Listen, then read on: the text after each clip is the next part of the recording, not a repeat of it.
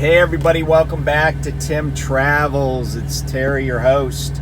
Still coming to you from the Loves in Ottawa, Kansas. So today's May 20th.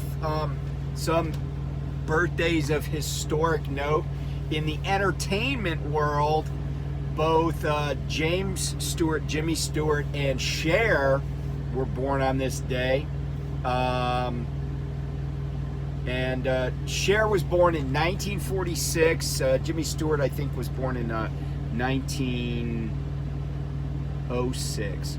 Also born on this day was John Stuart Mill, the English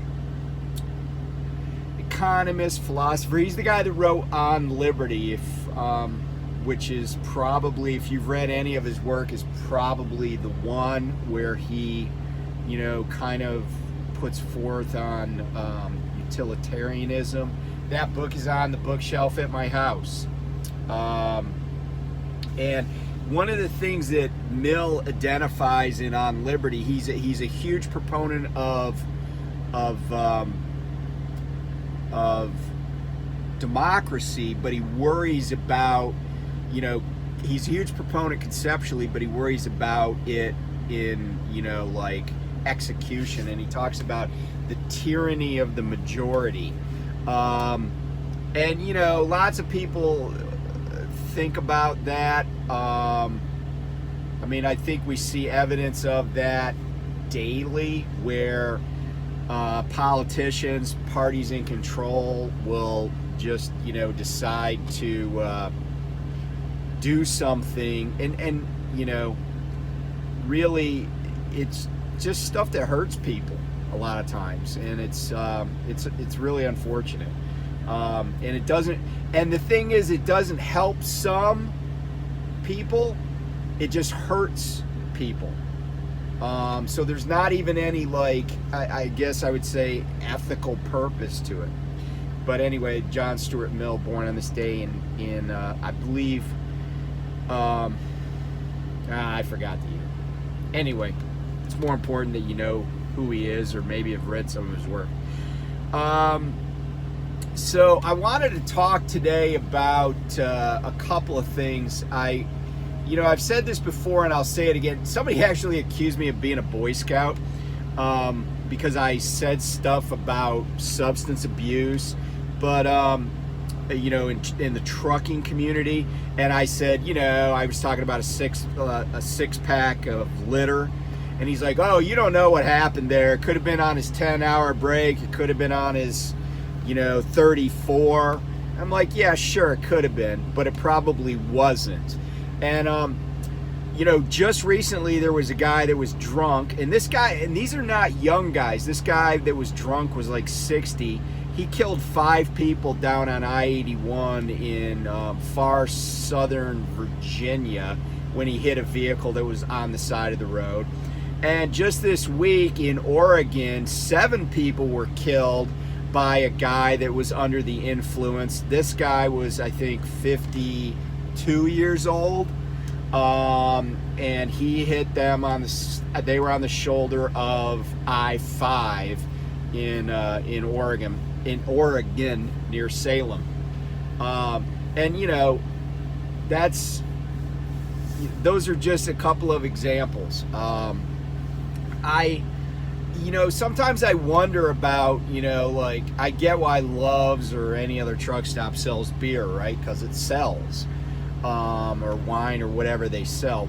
But every once in a while, somebody will say, man, does it make sense to do that? I don't know the answer. I think there are millions of responsible people in this industry, but when it only takes a few irresponsible people to really fuck up a lot of people's lives when it comes to trucks. So I don't know what the right answer is. I did it back. I do know what the right answer is. If you drive a truck, and you're gonna be driving a truck, and I would even go out, like, you know, I think maybe the standard is 12 hours. I would say, look, if you're gonna drive a commercial motor vehicle in the next 24 hours, just don't drink, right? I never drink. I never have taken a drink or obviously used drugs while I'm on the road. The only time I imbibe is when I'm home. And even, you know, a day before, like 24 hours before I think I'm gonna have to leave, I'm done. I don't have anything more to drink. So anyway, there's that. So I wanted to talk today about kind of some stuff that happened, and I'm also gonna talk about a private equity company. But so I had a delivery. I had a 3-stop delivery in Virginia. Virginia was 1 stop, and then I had 2 more stops in Maryland the other day with a meat load. And the first stop was only 7 pallets, and it was at Super Value in Mechanicsville, Virginia. And you're probably going to know who the lumpers were before I even tell you. But let me just say this. I got over 8 hours in the sleeper berth while I was there. That came in handy later, excuse me, because I ran out of drive time. Because even though my appointment at the Mechanicsville O2 was at 2200, I didn't get on the road until I think I got on the road at like 6 a.m.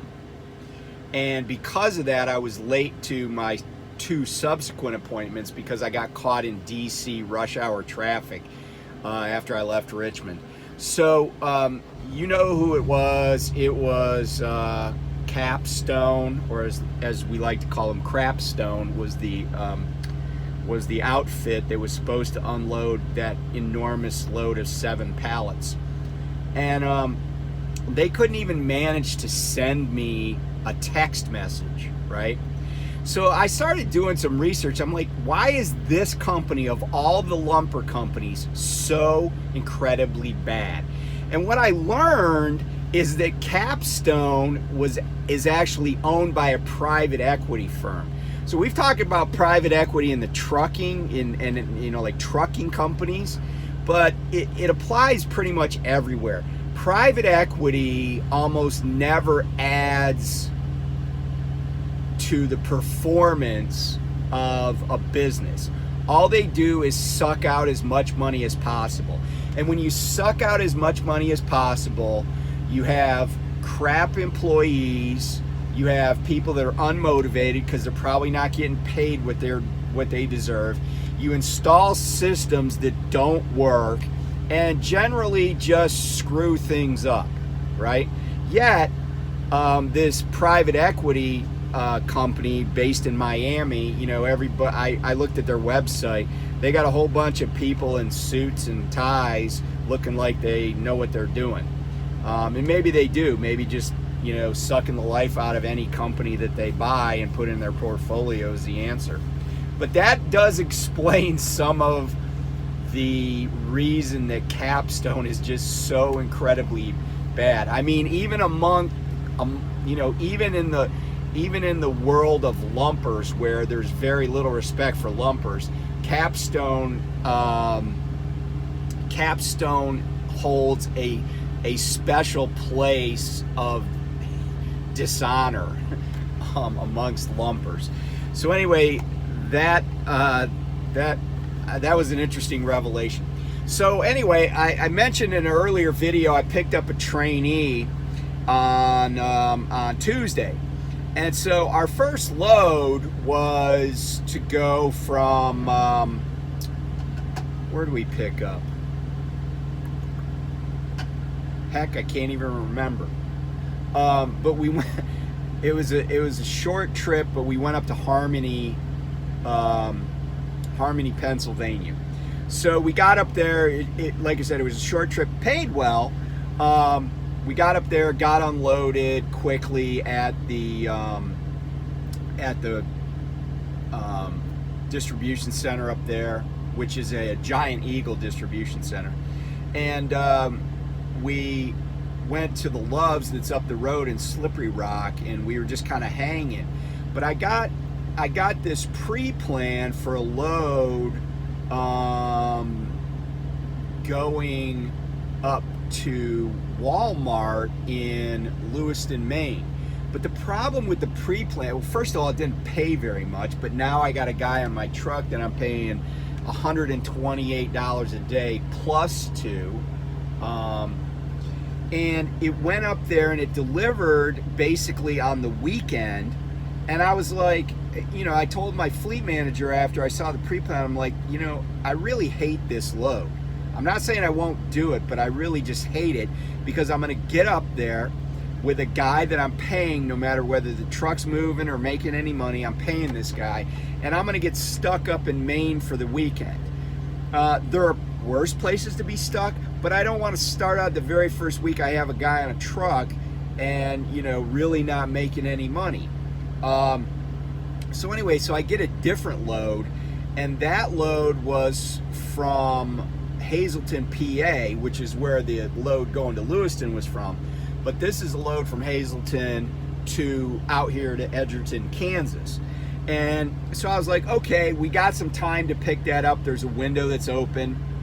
And so we're sitting there, and we were just about, because we got there early in the morning, and I was like, well, we'll wait till around 4 o'clock or 5 o'clock, and we'll run over to Hazleton and get that load and start going north.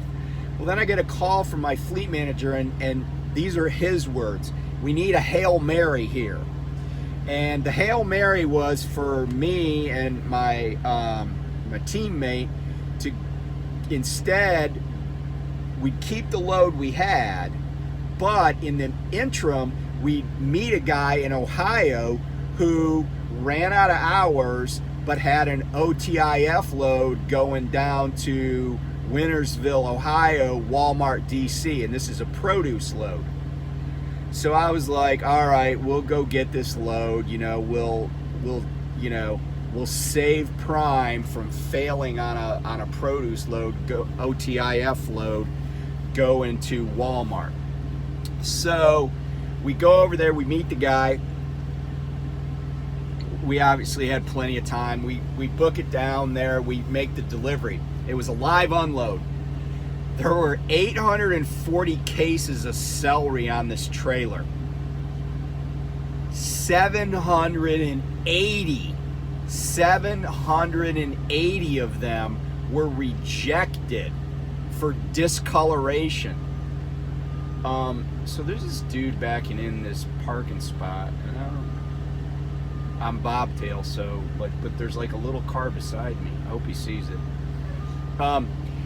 Anyway, 780 rejected, and I'm like, holy crap, right? Because I'm like, now I'm going to lose the load that I wanted coming out to Kansas. Because why?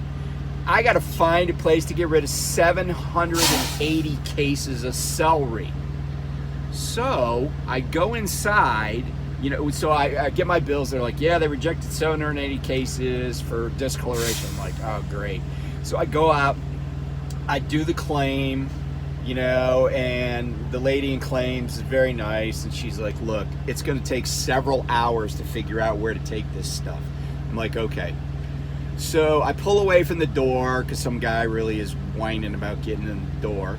So I pull away, and I go to close up the trailer, and my trainee's in the back, and I go back there and I look, and I'm like, there's nothing in here. I had even turned the reefer on, and I had left the reefer on. I'm like, there's not a damn thing in here. So I go back in the office, but I talked to a different person, and I was like, where's all the rejected product? And he's like, I don't know, let me call.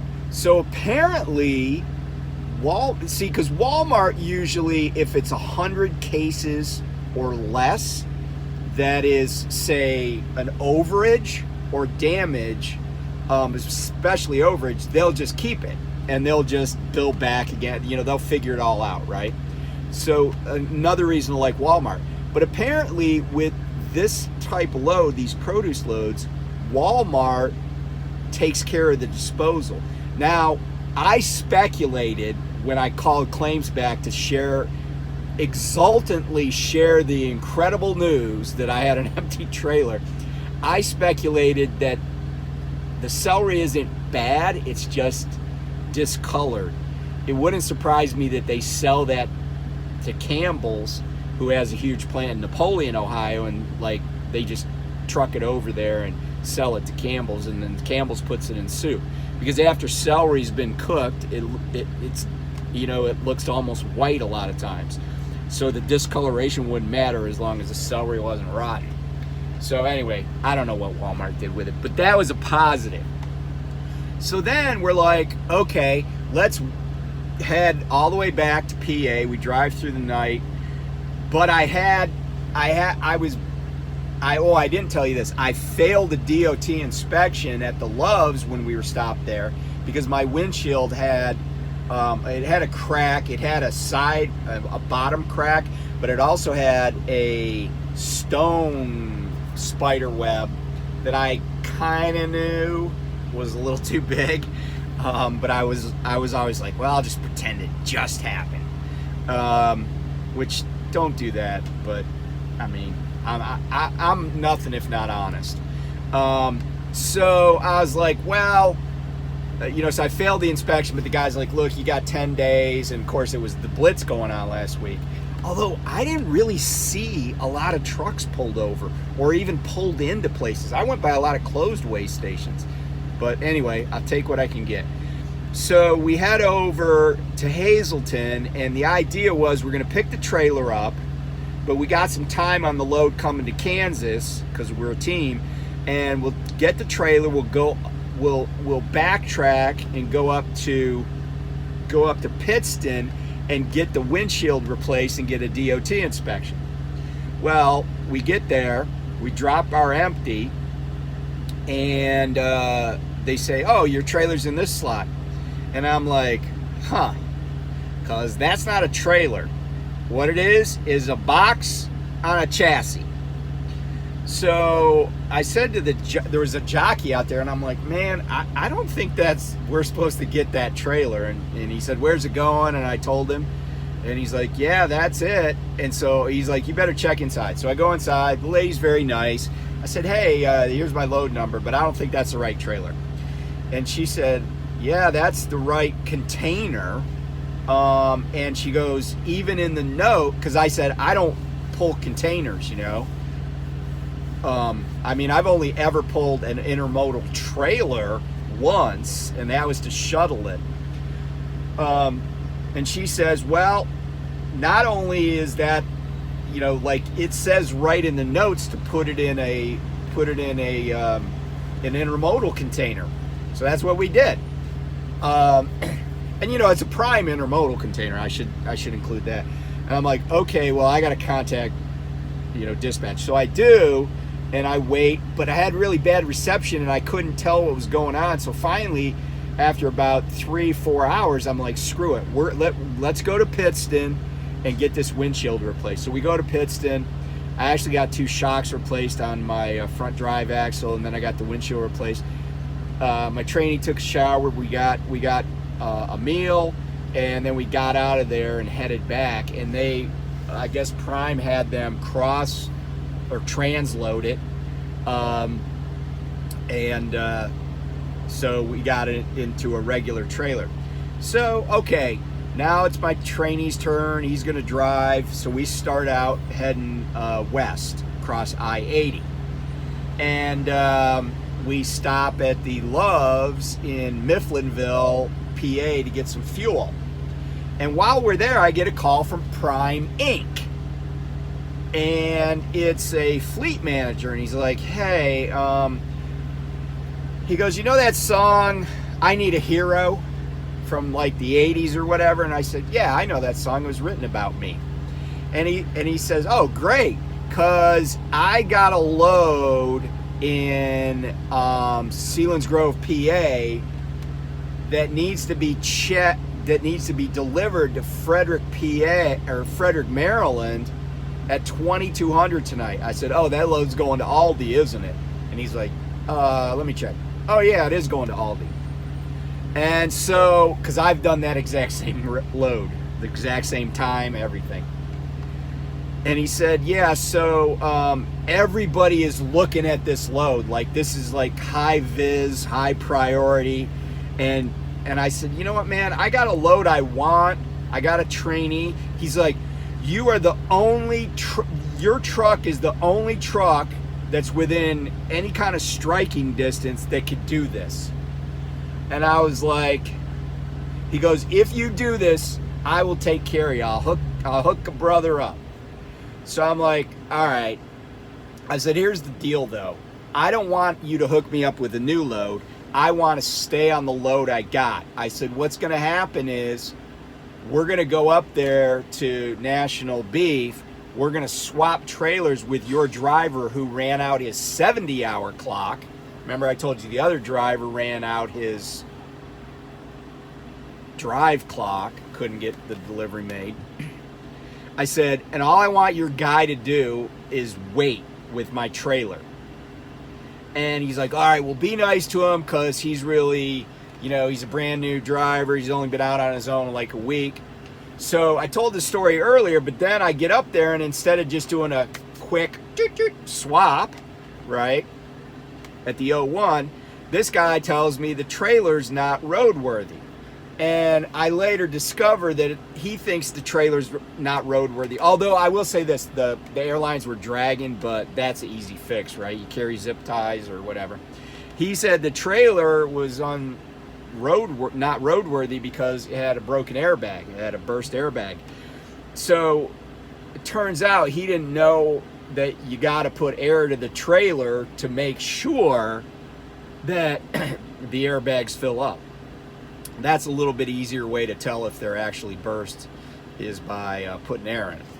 So after messing around with that, because I thought we had a bigger problem, I get the trailer and I'm just booking it to Frederick, but I'm still like on track to be like 20 minutes late getting there. And it wasn't a heavy trailer. It was only like I think maybe 14 pallets. So there wasn't a lot in there. But fortunately, Aldi, unlike say Walmart, is not really good at processing incoming trucks. And the line at the gate was like out, it was like huge.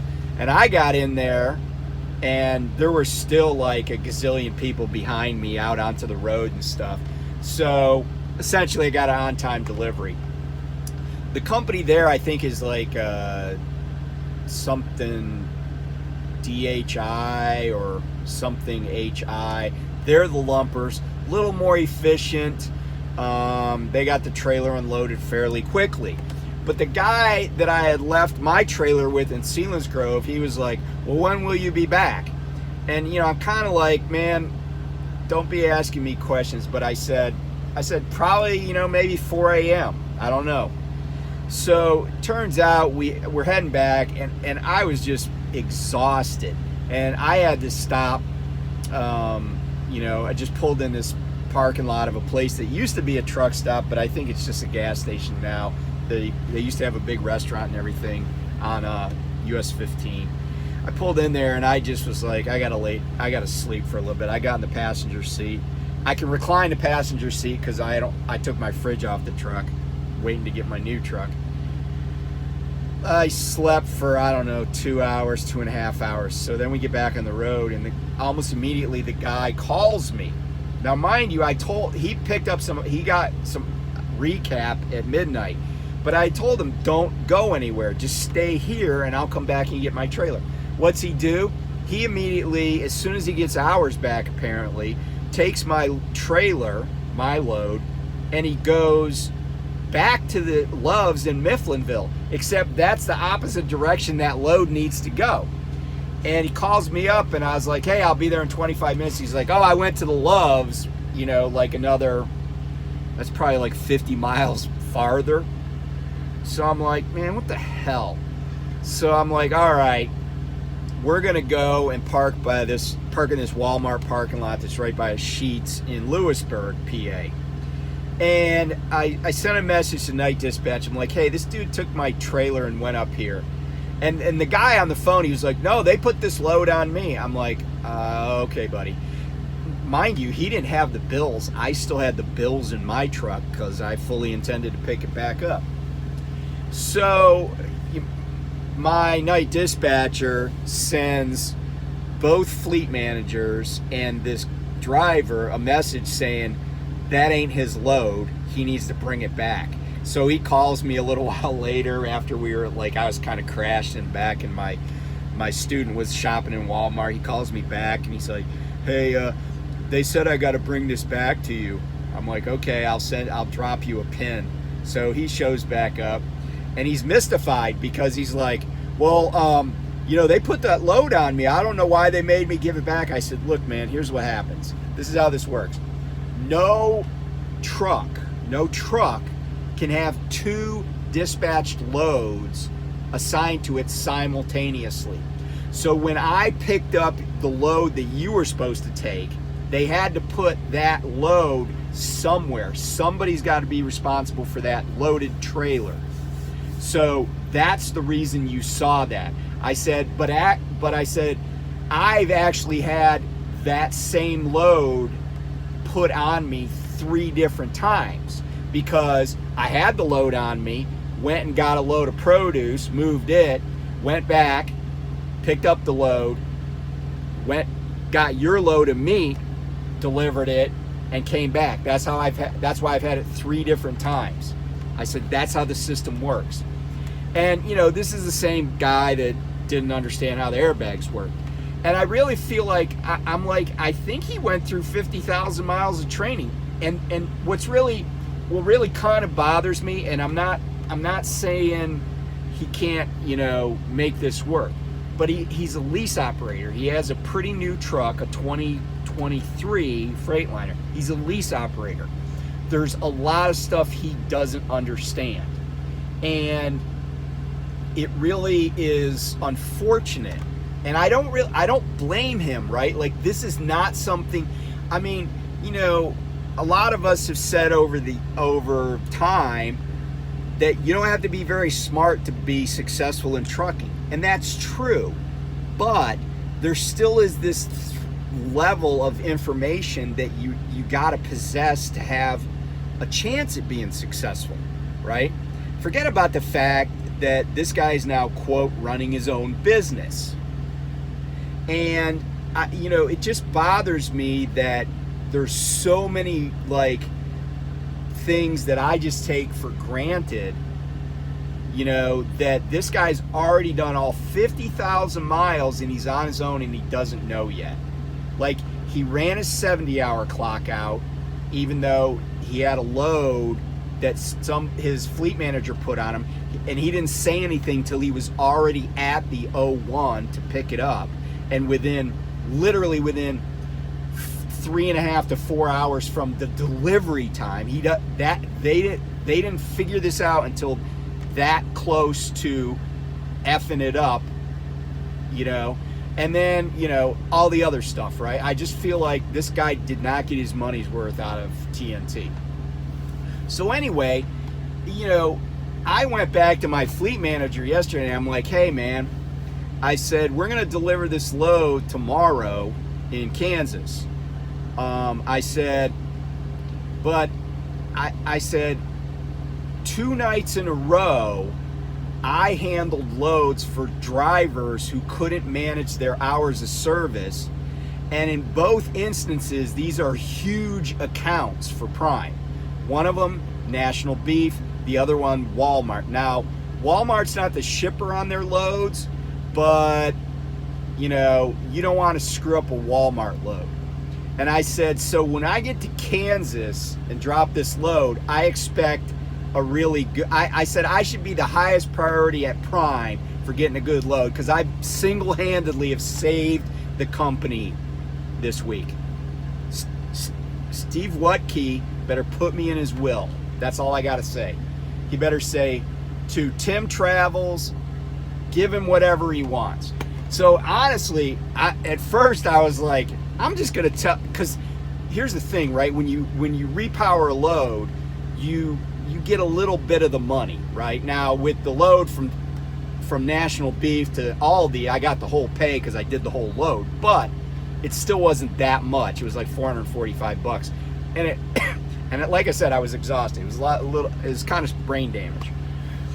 The other load, though, the produce load, where we got the ball across the goal line, that only paid like $226 because it was only like 60 miles, but it might as well have been 600 because that guy wasn't going to get it there. And so I was like, at first I was going to be like, hey, somebody needs to pry open their wallet and give me another couple $100 for my efforts. But then I was like, no, I'm not going to ask for $200. I'm going to ask for a good load because I can make more than 200 extra on a better load, you know. So I do have a pre-plan. We're picking up in Liberal at National Beef. Oh wait, I'm not supposed to say where we're picking up.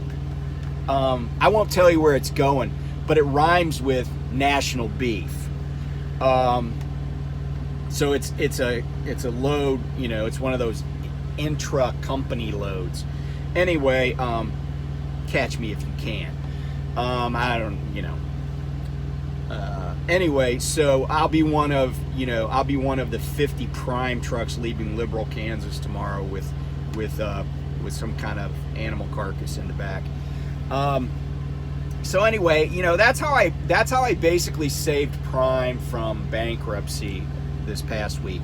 Or a subtitle I would use is how I made my fleet manager look like he's a genius by having good drivers. And I know that I'm not special. I mean, I am, because I'm a human being, so every human being is special. But I know there's a lot of drivers at Prime that could have and would have done the exact same thing and got it done. They wouldn't have looked quite as good as me, but they still would have gotten the same result. So anyway, that's my short story. I mean, that's going to probably be an entire chapter in my autobiography about how I single-handedly saved my company 1 week in May of 2023. So hope everybody's doing well. Yeah, I got a lot. I was busy this week, obviously. You know, it's always busier when you have a trainee on the truck. But I got some thoughts to share with you guys. Some on personal finance, some on the state of the trucking industry. Lyle was talking about this stuff. If you haven't watched this video about, you know, just about how the market has shrunk, I'm going to talk about some of that and what some corporate CEOs have said. And I'm even going to do a follow-up on the CEO of US Express. It's going to be amazing when you hear where he's decided to, where he's landing, I guess you'd say, where he's going to hang his hat next. So anyway, stay tuned for that, and I will talk to you guys soon. Bye.